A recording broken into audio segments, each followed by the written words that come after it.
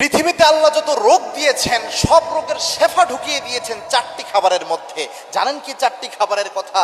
আমাদের প্রায় সময় মিনিমাম এই চারটি খাবার মাঝে মাঝেই খাওয়া উচিত। আল্লাহর হাবিব সাল্লাল্লাহু আলাইহি ওয়াসাল্লামের হাদিস থেকে জানা যায় এই পৃথিবীতে যত রোগ রয়েছে ম্যাক্সিমাম রোগের শেফা এই চারটা খাবারের মধ্যে আল্লাহ রাব্বুল আলামিন ঢুকিয়ে দিয়েছেন। আল্লাহু আকবার। মনে রাখবেন রাসূল সাল্লাল্লাহু আলাইহি ওয়াসাল্লামের একটা চমৎকার হাদিস রয়েছে যেটা কিছুদিন আগেও আমরা প্রমাণ পেয়েছি।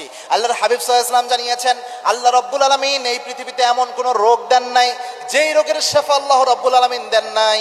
প্রত্যেক রোগের শেফা আল্লাহ রাব্বুল আলামিন এই পৃথিবীতে রেখেছেন, শুধু আমাদের খুঁজে বের করে নিতে হবে।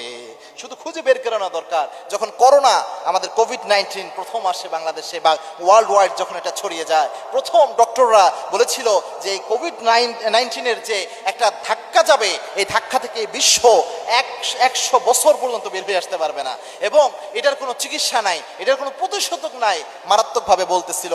কালের পরিক্রমায় দেখেন 18-19 সাল 20 সালের দিকে যখন করোনার ওই পরিস্থিতি, আর এখন চিন্তা করেন মনে হয় বাংলাদেশে পৃথিবীতে আমাদের দেশে হয়তো কোনোদিন করোনা আসেই নাই, আমরা ভুলেই গেছি ওই পরিস্থিতির কথা। তার মানে আল্লাহ রাব্বুল আলামিন আমার রাসূল সাল্লাল্লাহু আলাইহি ওয়াসাল্লামের ওই উম্মতকে কোনো বালা মুসিবত কোনো রোগ ব্যাধি একদম থাপ করে চাপিয়ে দিয়ে একদম শেষ করে দেন না। এটাই স্বাভাবিক সিস্টেম। তবে আমাদের অবশ্যই সুন্নাহ অনুযায়ী চলতে হবে। তার মধ্যে রাসূলের 4টি খাবার অন্যতম পছন্দের ছিল।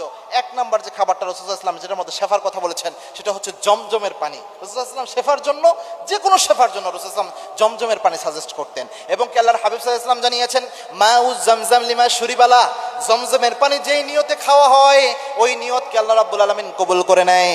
কারো যদি বড় ধরনের কোনো রোগ থাকে ওই রোগের কারণে যদি জমজমের পানি খায় তবু আল্লাহ রাব্বুল আলামিন রোগ থেকে মুক্তি দেয়। ক্যান্সারের নাই কোনো অ্যান্সার, এরকম আমরা কথা শুনি না? আপনি বিশ্বে এরকম কয়েকটা বিরল ঘটনা রয়েছে, আপনি যদি একটু ইন্টারনেট সার্চ করেন, বিভিন্ন পোর্টালগুলো ফলো করবেন, দেখবেন জমজমের পানি খেয়েছে কোরআন দিয়ে, কোরআনের সাথে রোগ থেকে মুক্তি পেয়েছে। এরকম ক্যারিসম্যাটিক ঘটনা, মিরাক্কেল ঘটনা এই বাংলাদেশের প্রেক্ষাপট না, ওয়ার্ল্ড ওয়াইড কয়েকটা প্রেক্ষাপটে এরকম ঘটনা পাওয়া যায়। 2-1 ভাইয়ের ক্ষেত্রে এরকম হয়েছে যে তারা ক্যান্সারের রোগ থেকে আল্লাহ রাব্বুল আলামিন তাদের বাঁচিয়ে দিয়েছে জমজমের পানি কোরআনের সাথে কোরআন পড়ে খাওয়ার কারণে। 2 নাম্বার যে খাবারটার মধ্যে শেফা রয়েছে সেটা হচ্ছে যে রাসূল সাল্লাল্লাহু আলাইহি ওয়াসাল্লামের অন্যতম প্রিয় খাবার, সেটা হচ্ছে মধু। এবং কি আল্লাহর হাবিব সাল্লাল্লাহু আলাইহি ওয়াসাল্লাম বলতেন আলাইকুম বিশিফাইন, 2টি খাবারের মধ্যে তোমাদের জন্য শেফা রয়েছে।